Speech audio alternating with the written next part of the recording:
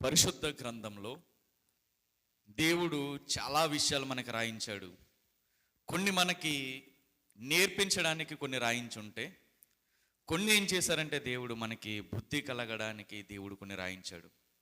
కొన్ని మన ప్రవర్తన సరిచేసుకోవడానికి కొంతమంది వ్యక్తుల్ని దేవుడు మనకు పరిచయం చేస్తూ వస్తారు. కొంతమందిని పరిచయం చేసి ఏం నేర్పుతారంటే దేవుడు ఎలా బ్రతకాలో కొంతమందిని పరిచయం చేసి నేర్పుతారు. ఎలా బ్రతకకూడదో కొంతమందిని పరిచయం చేసి దేవుడు నేర్పుకుంటూ వస్తారు. ఇలా నేర్పే క్రమంలో కొంతమంది పేర్లను దేవుడు పరిశుద్ధ గ్రంథంలో రాయించారు. కొంతమంది పేర్లను ప్రస్తావించలేదు దేవుడు. మంచిగా లేని వాళ్ళ పేర్లను ప్రస్తావించలేదు, మంచిగా ఉన్న వాళ్ళ పేర్లను కూడా దేవుడు ప్రస్తావించలేదు. అంటే మనం మొత్తంగా బైబిల్ని చూసినట్లయితే కొంతమంది మనుషుల ద్వారా కొన్ని పాఠాలు తన బిడ్డలకి నేర్పాలన్నటువంటి ఆలోచన కలిగి ఉన్నటువంటి దేవుడిగా మనకు కనపడతాడు.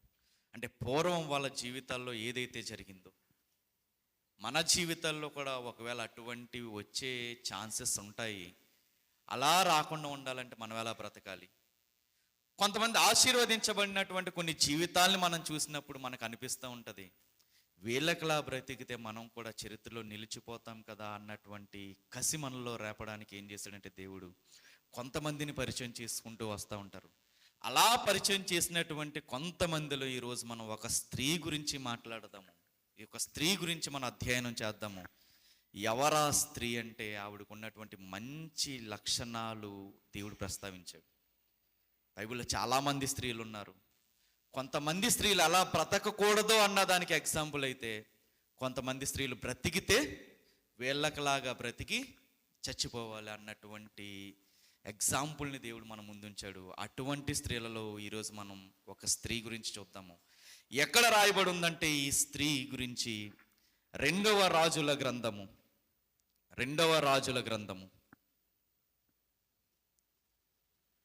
4వ అధ్యాయము 2వ రాజుల గ్రంథము 4వ అధ్యాయము 8వ వచనం దగ్గర నుంచి ఈవిడ ప్రస్తావన మొదలవుతుంది. ఒక దినమందు ఎలీషా షూనేము పట్టణమునకు పోగా అచ్చట కనురాలైన ఒక స్త్రీ భోజనమునకు రమ్మని అతని బలవంతము చేశాను గనుక అతడు ఆ మార్గమున వచ్చినప్పుడల్లా ఆమె ఇంట భోజనము చేయుచూ వచ్చాను. సరిపోద్దాం. ఈమె ఎవరు అంటే షూనేమీయురాలు, మనందరికీ తెలిసినటువంటి స్త్రీ. ఈ తల్లి పేరు ప్రస్తావించలేదు కానీ దేవుడు ఈమె ఎక్కడ నివసించిందో ఆ ప్రదేశం పేరు ప్రస్తావించారు. అందుకే ఈమెను ఏమంటారంటే షూనేమీయురాలు అని అంటారు. ఒకసారి ఈ షూనేము పట్టణం ఎక్కడుందో అని గనక మనం పరిశీలన చేసినట్లయితే, ఇశ్రాయేలీలు నడిపిస్తున్నటువంటి మోషే గారు చనిపోయిన తర్వాత ఆ ఇశ్రాయేలీలందరికీ నాయకత్వం వహిస్తున్నటువంటి వ్యక్తి ఎవరంటే యెహోషువ గారు. యెహోషువ గారి నాయకత్వంలో వీళ్ళందరూ కనాను దేశానికి వచ్చారు. కనాను ప్రదేశంలో ఏం చేస్తున్నారంటే 12 మంది గోత్రాలకి కూడా వాళ్ళ వంతులు చొప్పున ఏ భూభాగం అయితే వాళ్ళకి అవసరమవుతుందో ఆ భూభాగాన్ని పంచిపెట్టడం మొదలుపెట్టారు. ఒకసారి చూద్దాము. యెహోషువ గ్రంథము 19వ అధ్యాయము 19వ అధ్యాయము 17వ వచనం. 4వ వంతు చీటి వారి వంశముల చొప్పున ఇశ్శాఖారీయుల పక్షముగా వచ్చెను. చీట్లు వేస్తున్నారనమాట. ఎవరికి ఏ భూభాగం కావాలి అన్నటువంటి చీట్లు వేస్తుంటే 4వ చీటి ఎవరికి వచ్చిందంట? ఇశ్శాఖారీయుల పక్షముగా వచ్చిందంట. ఆ ఇశ్శాఖారుల యొక్క సరిహద్దులు ఏంటో చెప్తున్నారు ఇక్కడ. వారి సరిహద్దు ఇజ్రాయేలు, కెసుల్లోతు. చూడండి ఇక్కడ ఏం రాయబడి ఉంది? షూనేము అనేటటువంటి ప్రదేశం.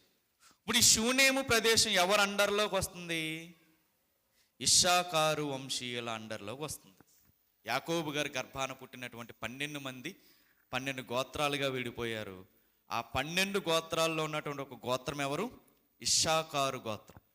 ఈ షూనేము పట్టణం అనేది ఎవరికి సంబంధించినటువంటి పట్టణము?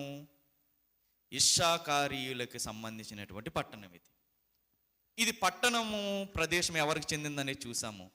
ఒక్కసారి పట్టణంలో ఉన్నటువంటి మనుషులు ఎలాంటి వారు అంటే, ప్రత్యేకంగా స్త్రీలు ఎలాంటి వారు అంటే చాలా సేవా దృక్పథం కలిగినటువంటి వారు. దైవజనులకి సహాయపడాలి అన్నటువంటి ఆలోచన కలిగినటువంటి వారు ఈ స్త్రీలు. ఎలా చెప్పగలమంటే, ఇదే పట్టణానికి చెందినటువంటి ఒక స్త్రీ ఉన్నారు. ఆ స్త్రీ ఎలాంటిది అంటే, వృద్ధాప్యంలో ఉన్నటువంటి దావీదు గారిని చేరదీయడానికి లేదా ఆయనకి సహాయం చేయడానికి ఎవ్వరు దొరకలేదంట. ఎవరు దొరకలేనప్పుడు అక్కడ ఉన్నటువంటి పెద్దలు వచ్చి అంటున్నారు, నీకు సహాయం చేయడానికి తగిన వాళ్ళని మేము వెతుకుతామని వెతకడం మొదలు పెడుతున్నప్పుడు ఒక స్త్రీ ఆమె వాళ్ళకి కనపడ్డదంట. చూద్దాం ఒకసారి మొదటి రాజుల గ్రంథము 1వ అధ్యాయము 3వ వచనం నుంచి చదువుదాం. ఇశ్రాయేలీల దేశపు దిక్కులన్నిటిలో తిరిగి ఆ పెద్దలందరూ తిరిగారు. ఈయనకి సహాయం చేయడానికి ఎవరినో ఒకరిని మనం అసైన్ చేయాలన్నటువంటి ఉద్దేశంతో అంతా తిరుగుతున్నప్పుడు ఇశ్రాయేలీల దేశపు దిక్కులన్నిటిలో తిరిగి ఒక చక్కని చిన్న దాన్ని వెతికి అబీషగు అను ఎవరంటే ఇవి కూడా షూనేమీయురాలిని చూచి రాజుని వద్దకు తీసుకుని వచ్చారు. ఈ చిన్నది బహు చక్కనిదై ఉండి రాజును ఆదరించి ఉపచారము చేయుచుండెను. సరిపోద్ది. ఎవరంట ఈ చిన్నది? ఏం చేస్తుందంట? వృద్ధాప్యంలో ఉన్నటువంటి దావీదు గారిని ఏం చేస్తుందంట? ఆయనకి ఉపచారము చేస్తుందంట. సో ఈ స్త్రీల గురించి మనం ఆలోచించినట్లయితే ఇక్కడ మనం చూసినటువంటి ఈ షూనేమీయురాలైన లేదా ఈ చిన్నదైనటువంటి అబీషగు అయినా వీళ్ళ మనస్తత్వాలు ఎలా ఉన్నాయి? ఆ ప్రదేశంలో ఉన్న వాళ్ళవి చాలా సహాయపడేటటువంటి గుణాలు కలిగినటువంటి స్త్రీలుగా మనకి కొన్ని సందర్భాల్లో మనకు అర్థమవుతుంది. ఇక్కడ షూనేమీయురాలు గురించి కూడా దేవుడు ప్రస్తావిస్తూ ఆమె గురించి ఒక అద్భుతమైన మాట, ఆమె పరిచయాన్నే చూడండి దేవుడు ఎలా చెప్తున్నాడు. 2వ రాజుల గ్రంథము 4వ అధ్యాయము 8వ వచనం. ఒక దినమందు ఎలీషా షూనేము పట్టణమునకు పోగా అచ్చట ఎవరున్నారంట? కనురాలైన ఒక స్త్రీ. ఈమె గురించి దేవుడు చెప్తున్నటువంటి మొట్టమొదట మాట, ఈమె ఎవరంట? కనురాలు. ఇంగ్లీష్లో రాయబడి ఉంటుంది, కనురాలు అంటే గ్రేట్ ఉమెన్. చాలా గ్రేట్ అంటే ఈవిడి. పరిశుద్ధ గ్రంథంలో కొంతమందిని దేవుడు గనులు అని ఎంచబడ్డారు. ఎవరా గనులు అంటే, కొత్త నిబంధన కాలంలో కొంతమంది గనులు ఉన్నారంట. గనులు అని పిలువబడాలి అంటే వాళ్ళకి ఏం లక్షణాలు ఉండాలో చెప్తున్నారు. అపోస్తుల కార్యములు 17వ అధ్యాయము 10వ వచనం. వెంటనే సహోదరులు రాత్రివేళ పౌలును సీలను బెరయకు పంపించిరి. వారు వచ్చి యూదుల సమాజ మందిరములో ప్రవేశించిరి. చూడండి, వీరు తెసల్లోనికిలో ఉన్న వారి కంటే గనులై ఉండిరి. ఎవరంట వీళ్ళు? బెరయాలో ఉన్నటువంటి సంఘస్థులు ఎవరికంటే గనులై ఉన్నారంట? తెసల్లోనికిలో ఉన్నటువంటి వారి కంటే గనులై ఉన్నారంట. ఎందుకు గనులై ఉన్నారు అంటే చెప్తున్నారు, వాళ్ళంట ఆసక్తితో వాక్యాన్ని అంగీకరిస్తున్నారు. గనులు అని బెరయా సంఘంలో ఉన్నటువంటి క్రైస్తవులు పిలవడానికి మొట్టమొదటి కారణం ఏంటంటే ఆసక్తి, వాక్యాన్ని వినాలనేటటువంటి ఆసక్తి. ఇంకా ఏం చేస్తున్నారంటే వీళ్ళు పౌలు శీలయును చెప్పిన సంగతులు అలాగ ఉన్నవో లేవో అని ప్రతీ దినమును లేఖనములు పరిశీలించుచు వచ్చిరి. అందుచేత వారు అనేకులను ఘనత గల గ్రీసు దేశస్థులైన స్త్రీలలోను పురుషుల్లోనూ చాలామంది విశ్వసించారు. ఎందుకు వీళ్ళని గనులని చెప్తున్నాడు అంటే, దేవుడు వీళ్ళలో ఒక ఆసక్తి ఉంది, వాక్యం వినాలి. ఈరోజు దేవుడు మాతో ఏం మాట్లాడతాడో వినాలి. ఆ ఆసక్తి వీళ్ళని ఎలా ఎంచుతుంది? గనులుగా ఎంచుతుంది. ఇక రెండవది, వాక్యం వినేసి ఊరుకుంటులా వీళ్ళు ఏం చేస్తున్నారు? ప్రతీ దినము ఏం చేస్తున్నారు అంటే లేఖనాల్ని పరిశీలిస్తున్నారు. అంటే ఒక రకంగా చెప్పాలంటే వీళ్ళు బైబిల్ రోజు చదువుతున్నట్టా కాదా? ఎవరైతే బైబిల్ రోజు చదువుతారో, లేఖనాల్ని ప్రతి దినము ధ్యానిస్తారో వాళ్ళని వాక్యం అంటుంది, ఏమంటుంది? వాళ్ళు గనులు అని. ఇక మూడవదిగా, విన్న వాక్యాన్ని ఏం చేస్తున్నారంట? వీళ్ళు విశ్వసిస్తున్నారు, నమ్ముతున్నారు. వీళ్ళు గనులుగా ఎంచబడ్డానికి కారణాలు ఏంటంటే, మొదటిది వారిలో వాక్యం వినాలి. ఈరోజు దేవుడు నాతో ఏం మాట్లాడుతున్నాడు, వాక్యం వినాలి అనే ఆసక్తి వాళ్ళని గనులుగా ఎంచడానికి కారణమవుతుంది. ప్రతిరోజు బైబిల్ చదువుతున్నారు, దానివల్ల గనులుగా ఎంచబడ్డారు. ఇక మూడవదిగా విన్న వాక్యాన్ని ఏం చేస్తున్నారు వీళ్ళు? విశ్వసిస్తున్నారు. ఇవన్నీ కారణాలు ఉంటుంటే ఏమంటున్నారు వీళ్ళని? గనులు అని అంటున్నారు. ఇప్పుడు ఒక్కసారి మనం ఈవిడ పరిస్థితిని మనం ఆలోచిద్దాము. ఎవరంటే షూనేమీయురాలు పరిస్థితి ఆలోచిద్దాం. ఈవిడ్ని కూడా దేవుడు గనురాలు అని అంటున్నాడంటే ఈవినిలో కూడా ఈ క్వాలిటీస్ ఉండుంటాయా ఉండుండవా? ఒక రకంగా చెప్పాలంటే ఆ కాలానికి నిజంగా బైబిల్ అంత సంపూర్ణంగా వచ్చిందా? రాలేదు. ఇంకా యేసుక్రీస్తు వారే రాలేదు ఇంకా భూమి మీదకి. అయినా ఈవిని గనురాలు అని ఎంచుతున్నారంటే దేవుడు ఈమెలో ఏవో కొన్ని క్వాలిటీస్ చూశాడు. ఆ క్వాలిటీస్ గనక మనలో కూడా చూడగలిగితే అంటాడు దేవుడు, నువ్వు కూడా గనురాలివే అంటారు. ఈవిల్లో ఉన్నటువంటి మొట్టమొదటి క్వాలిటీ, దేవుడు చూసి ఆనందించినటువంటి మొట్టమొదటి క్వాలిటీ, మొట్టమొదటి సుగుణం ఏంటి అంటే 8వ వచనంలో ఒక మాట చెప్తుంది. ఈవిడి గనురాలైన స్త్రీ అంటుందంటే ఎలీషా గారితో ఏమంటుంది? భోజనమునకు రమ్మని ఏమంటుందంట? 2వ రాజుల గ్రంథము 4వ అధ్యాయము 8వ వచనం.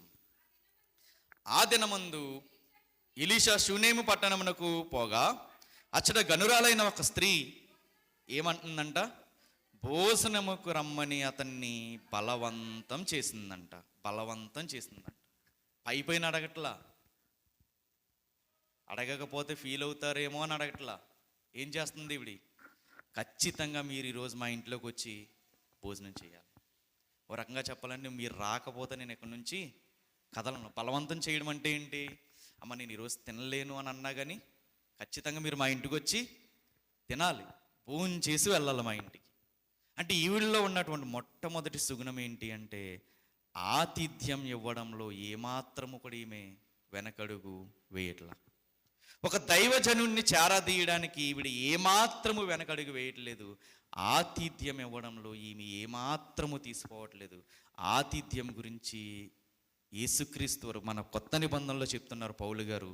హెబ్రీయులకు రాసిన పత్రిక 13వ అధ్యాయము, హెబ్రీయులకు రాసిన పత్రిక 13వ అధ్యాయము 1వ వచనం. సహోదర ప్రేమ నిలువరముగా ఉండనీయుడి, ఆతిథ్యము చేయ మరవకుడి. దాని వలన కొందరు ఎరుగకయే దేవదూతలకు ఆతిథ్యము చేసిరి. ఏది మర్చిపోకూడదు అంటున్నారు? ఆతిథ్యము చేయడం మర్చిపోవద్దు. ఈమె చేస్తున్నది ఏంటి? ఎవరికి ఆతిథ్యం ఇస్తుంది? సాక్షాత్తు దైవజనుడికి ఆతిథ్యం ఇవ్వడంలో ఏమాత్రము తీసుకోవట్లా. ఎందుకు ఈవిడ ఆతిథ్యం ఇవ్వడంలో అంత ఇంపార్టెన్స్ చూపిస్తుంది? దానివల్ల ఈవిడికి వచ్చేటటువంటి ప్రతిఫలం ఏంటి అని కనుక మనం ఆలోచిస్తే మత్తయి సువార్తలో యేసుక్రీస్తు వారు అంటున్నారు ఏం జరుగుతుంది ఆతిథ్యం ఇవ్వడం వల్ల. 10వ అధ్యాయం మత్తయి సువార్త 10వ అధ్యాయము 41వ వచనం. మత్తయి సువార్త 10వ అధ్యాయం 41వ వచనం. ప్రవక్తని చేర్చుకున్నవాడు ప్రవక్త ఫలము పొందును, నీతిమంతుని చేర్చుకున్నవాడు నీతిమంతుని ఫలము పొందును. ఇప్పుడు ఈమె ఎవరని చేర్చుకున్నది? ప్రవక్త. ఈయన దైవజనుడు, నా కుటుంబాన్ని కట్టేటటువంటి దైవజనుడు, వాక్యంతో నన్ను పోషిస్తున్నటువంటి నా దైవజనుడికి నేను ఆతిథ్యం ఇవ్వకపోతే ఎలా? ఈయన ప్రతిరోజు ఇదే పట్టణం నుంచి నడుచుకుంటూ వెళ్తున్నారు కదా. ఖచ్చితంగా మీరు ఎక్కడ భోజనం చేయాలి? ఎలా వెళ్తున్నప్పుడు మా ఇంటికి ఖచ్చితంగా మీరు రావాలి. అందుకే ఆ పక్కన మాట చూడండి, 4వ అధ్యాయం 8వ వచనంలో బలవంతం చేసిన తర్వాత ఆయన ఏం చేస్తున్నారంటే బలవంతం చేసిన గనుక అతడు ఆ మార్గమును వచ్చినప్పుడు ఎల్లా ఆమె ఇంట భోజనము చేయొచ్చు వచ్చిన. ఎందుకు భోజనం చేస్తున్నాడు ఈయన?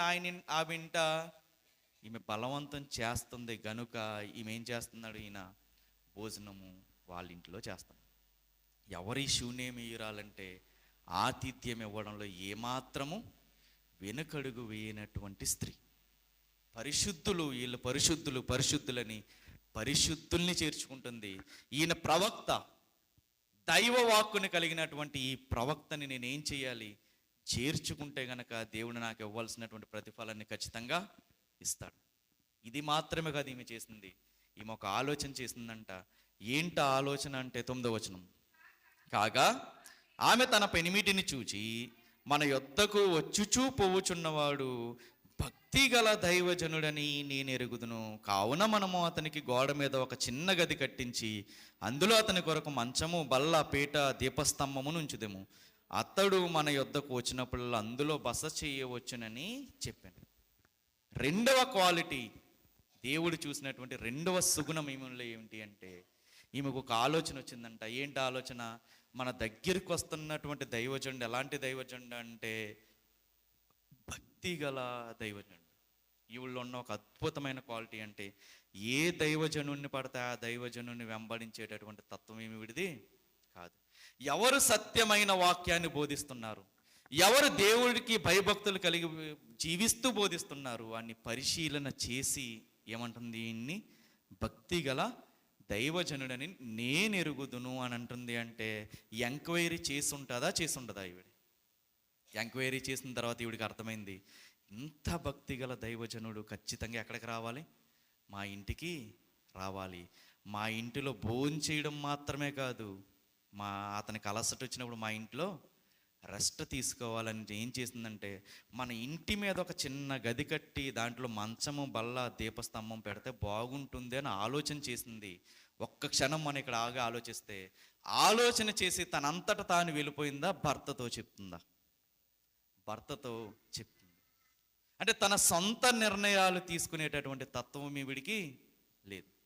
అంతా నా ఇష్టం, ఇంట్లో ఏది పడితే అది నేను చెప్పినట్టే జరగాలి, నాకు ఎవ్వరి సలహాలు ఏమీ అక్కర్లేదు. భర్తకి గౌరవం ఇవ్వలేనటువంటి స్త్రీలు ఉన్నారా, లేరు? ఈవిడ చెప్తున్నారు అలాంటి వారికి ఒక బుద్ధిపాఠం, భర్తకి గౌరవము ఇవ్వాలి. ఒప్పిస్తుంది భర్తని. ఏమని? ఇలా మన దగ్గరకు ఒక దైవజనుడు వస్తున్నాడు, అతను వస్తూ వెళ్తున్నాడు, ఆయన రెస్ట్ తీసుకోవడానికి, కాసేపు విశ్రాంతి తీసుకోవడానికి మన ఇంటి మీద ఒక చిన్న గది వెయ్యాలని అనిపిస్తుంది. నువ్వేమంటావు? వేద్దామంటావా అని ఏం చేస్తుంది? తన భర్తని అడుగుతుంది. విచిత్రం ఏంటంటే, ఈయన భర్త ముసలివాడు. ఈయన భర్త ఎలాంటి వాడు అంటే ముసలివాడు. సో ఆ ముసలివాడు అని ఆయన పక్కన 14 వచనం చూద్దాం. ఈయన భర్త ఎలా ఉన్నాడో, ఆయన వయసు ఎంతో.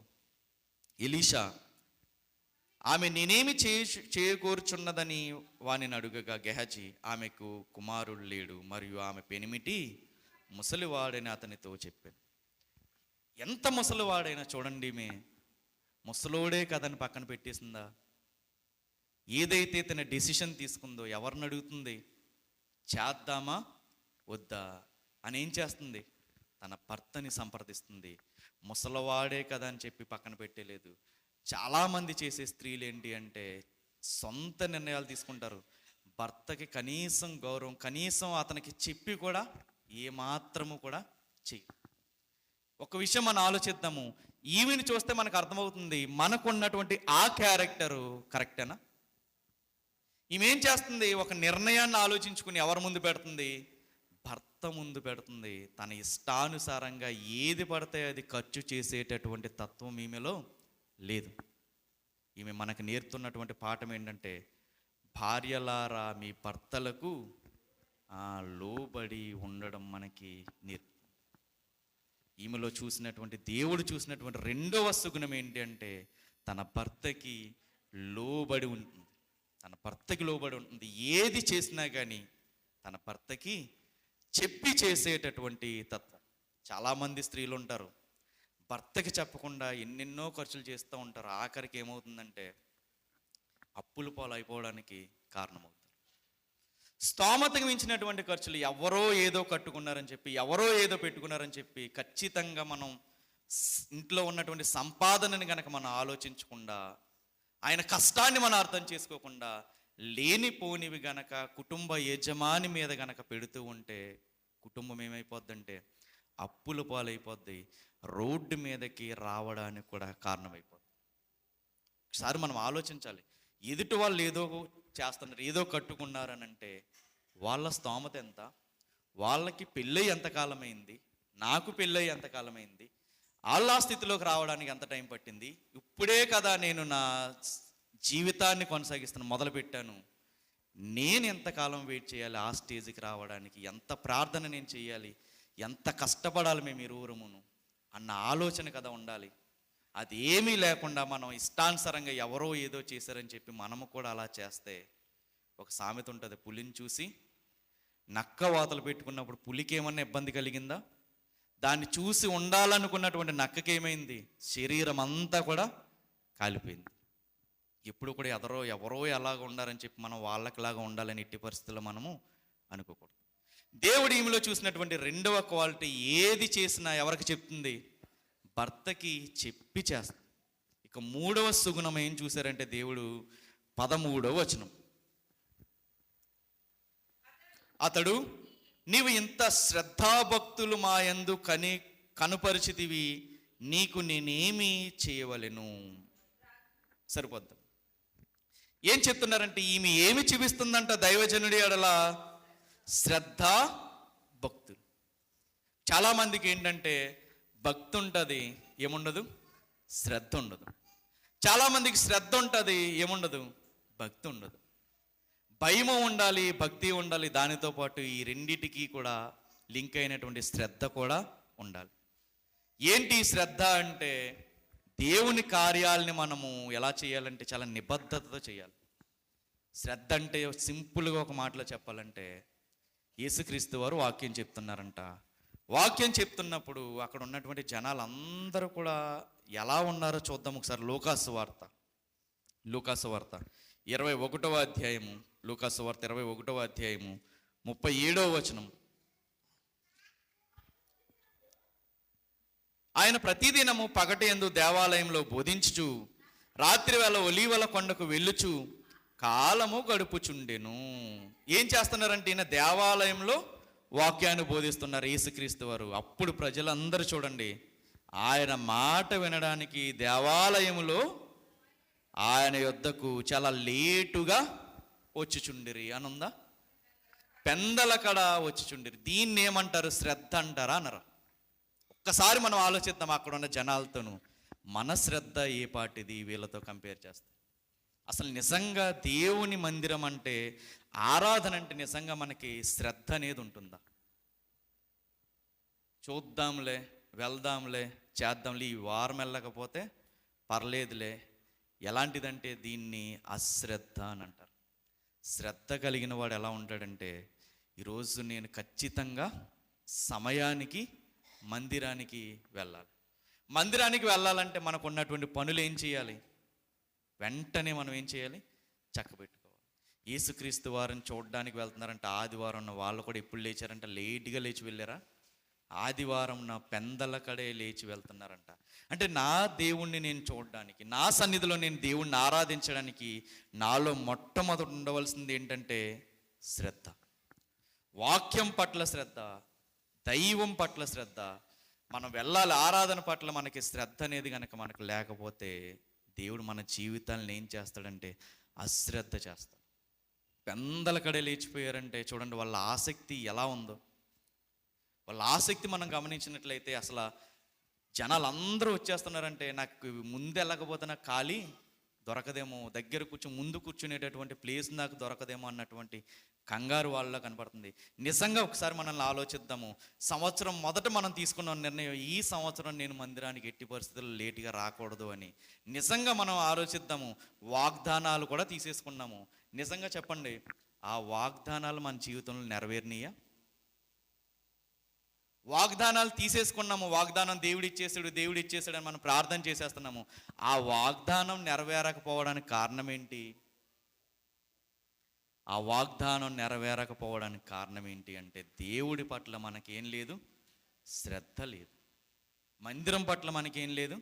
శ్రద్ధ లేదు.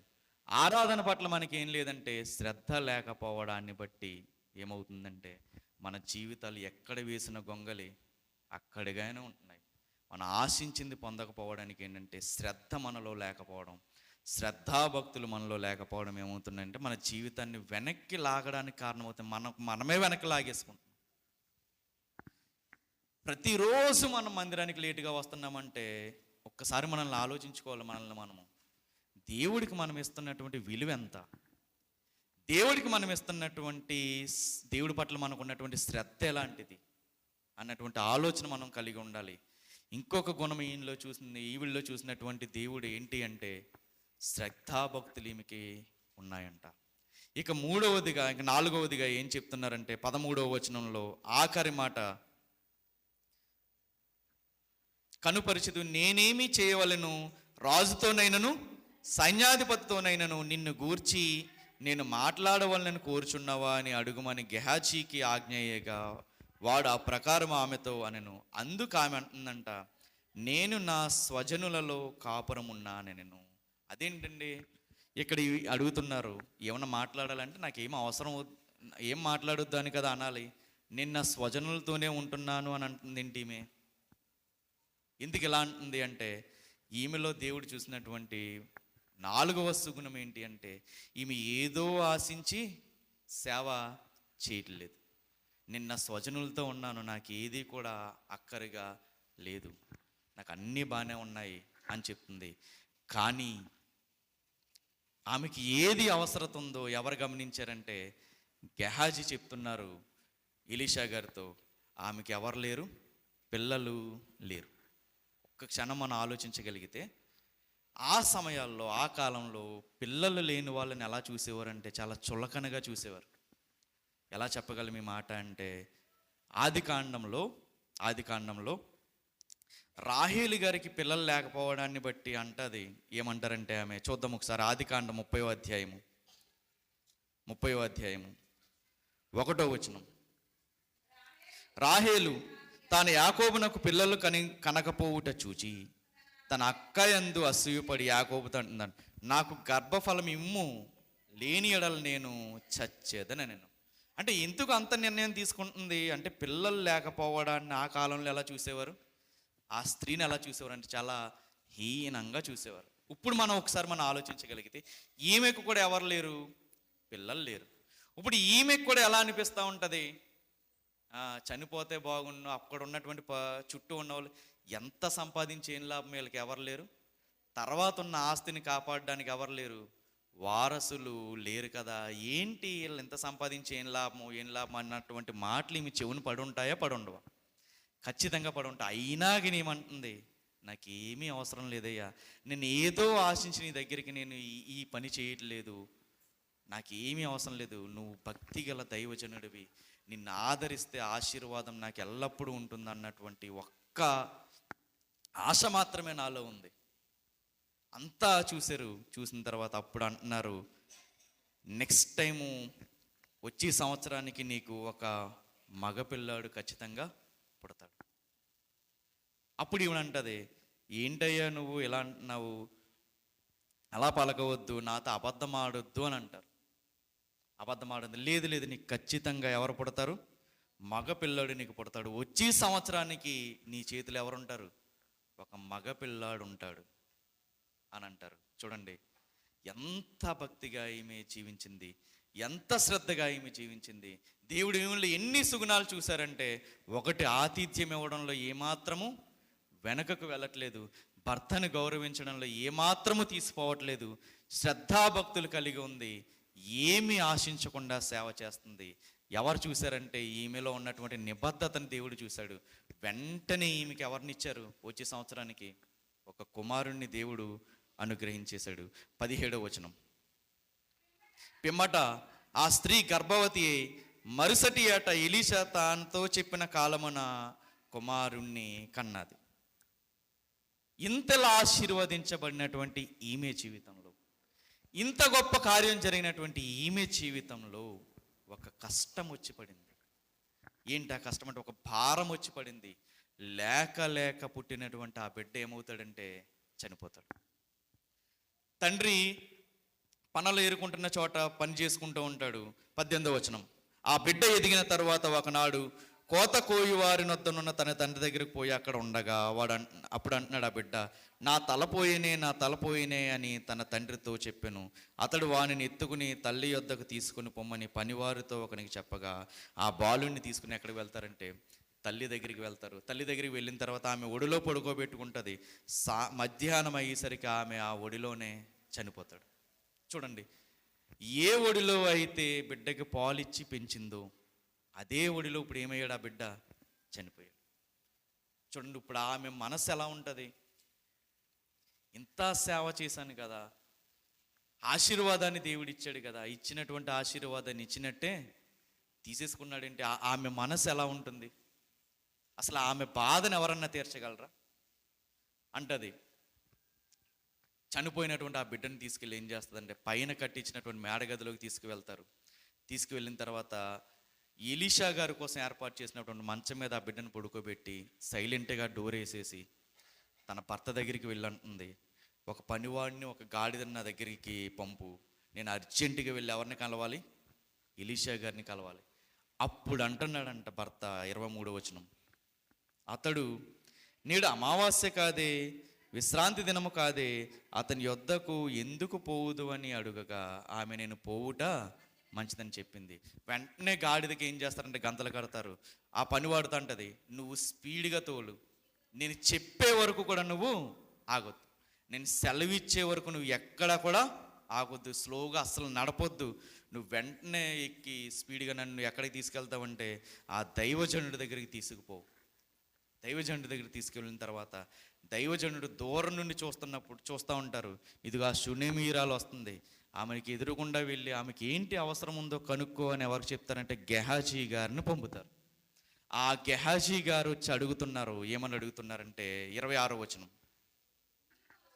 నీవు ఆమెను ఎదుర్కొంటకే పరుగున పోయి నీవును నీ పెనిమిటియు నీ బిడ్డయు సుఖముగా ఉన్నారా అని అడుగుమని తన పనివాడైన గెహాజీతో చెప్పి పంపెను. ఏమడుగుతున్నారంటే, నువ్వు బాగున్నావా? అంతా బాగానే ఉందా? మీ సహకారి బాగున్నాడా? నీ భర్త బాగున్నారా? నీకు దేవుడు అనుగ్రహించినటువంటి నీ పిల్లలు బాగున్నారా అని ఒకసారి పరామర్శించు అని అడిగినప్పుడు చూడండి ఈమె ఏం సమాధానం చెప్తుందంటే, తర్వాత మాట, అందుకు ఆమె సుఖముగా ఉన్నామని చెప్పాను. ఒక్కసారి మనం ఆలోచిద్దాము.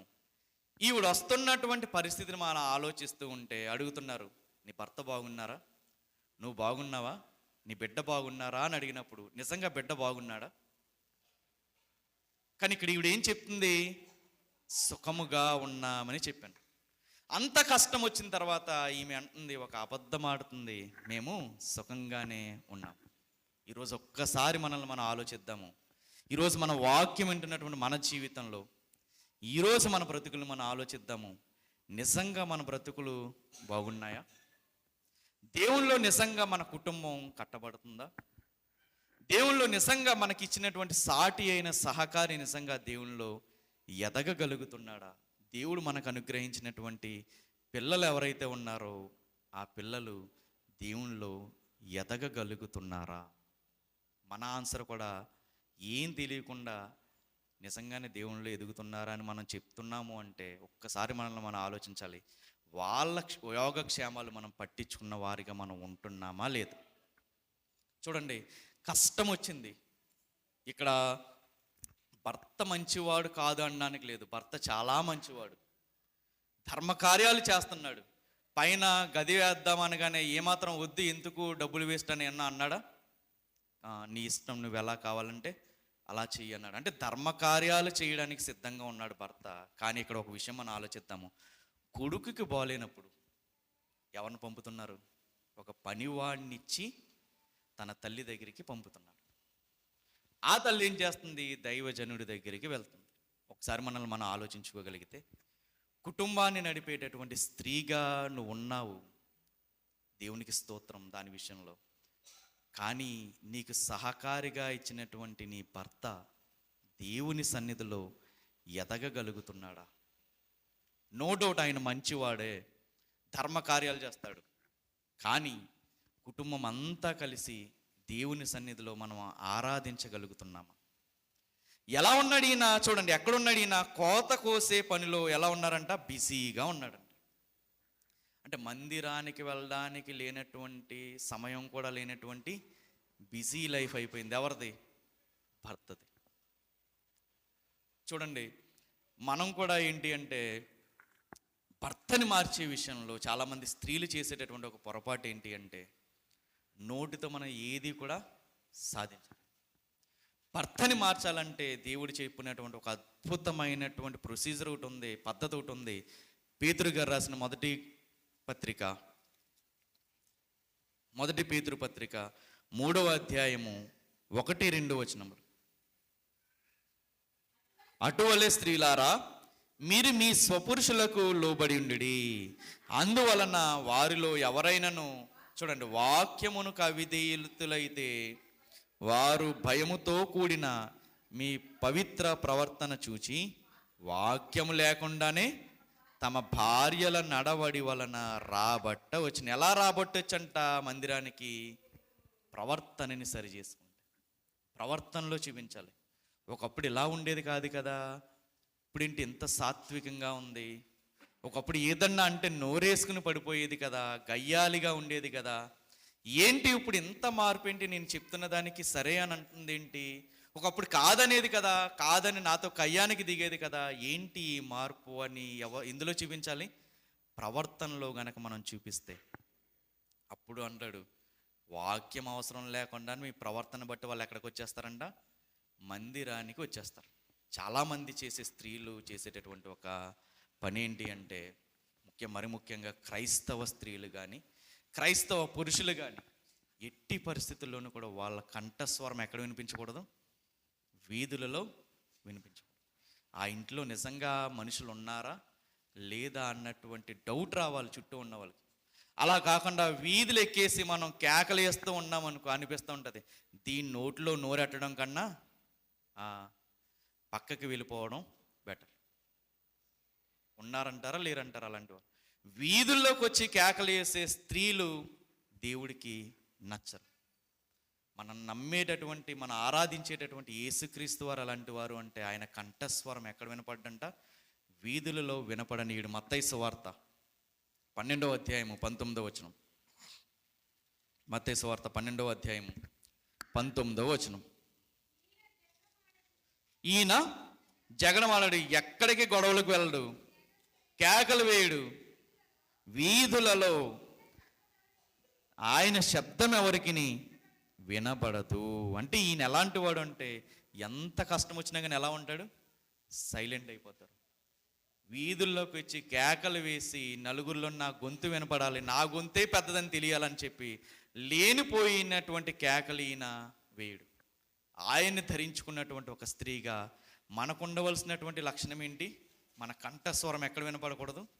వీధులలో వినపడదు.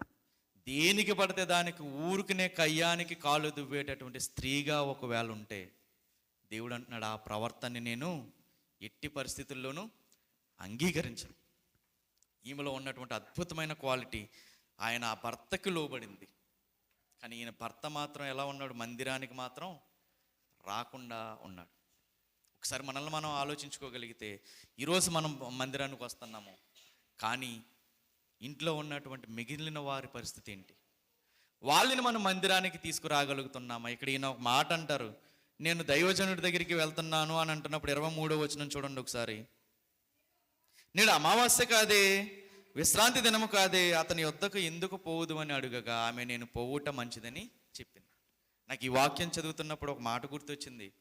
చాలామంది పురుషులు ఏం చేస్తారంటే, చాలా సంఘాల్లో చర్చ్ ఎప్పుడు ఫుల్ అవుద్ది? క్రిస్మస్కి, కొత్త సంవత్సరానికి, తర్వాత ఈస్టర్కి ఫుల్ అవుద్ది. నాకు అదే సిచ్యువేషన్ గుర్తొచ్చింది చదువుతున్నప్పుడు. ఈరోజు క్రిస్మస్ కాదే, ఈరోజు న్యూ ఇయర్ కాదే, నన్ను ఎందుకు రమ్మంటున్నావు చర్చికి? చర్చిలో ఏమన్నా ఈరోజు స్పెషల్ ఉందా అంటే, స్పెషల్ ఉంటేనే వస్తారా చర్చికి?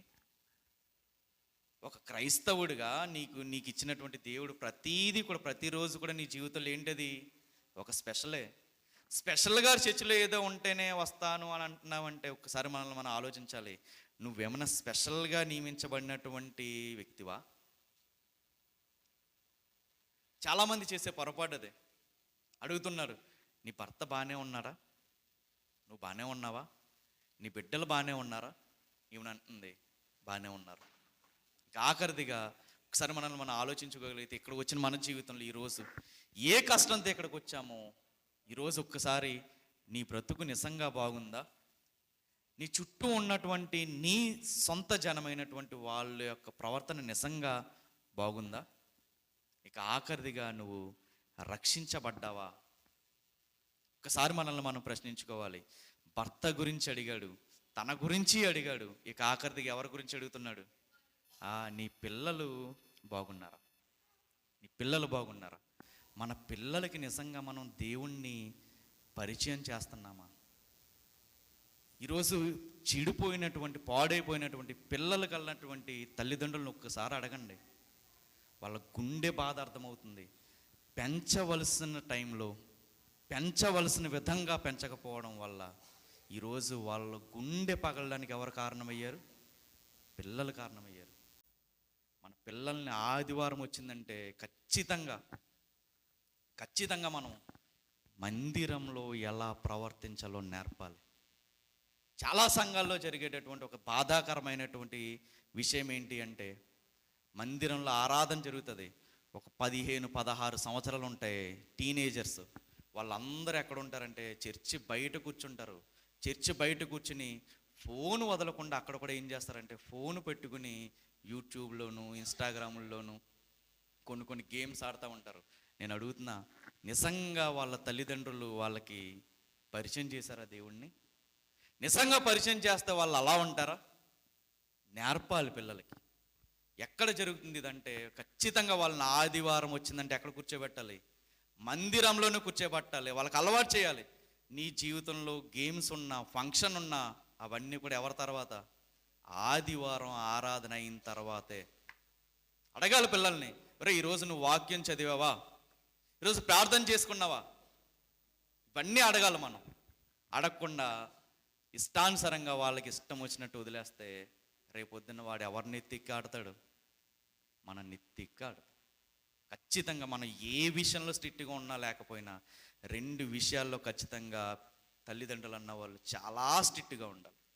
మొట్టమొదట దేవుడి విషయంలో చాలా స్ట్రిక్ట్గా ఉండాలి. రెండవది వాళ్ళ చదువు విషయంలో ఖచ్చితంగా స్ట్రిక్ట్గా ఉండాలి.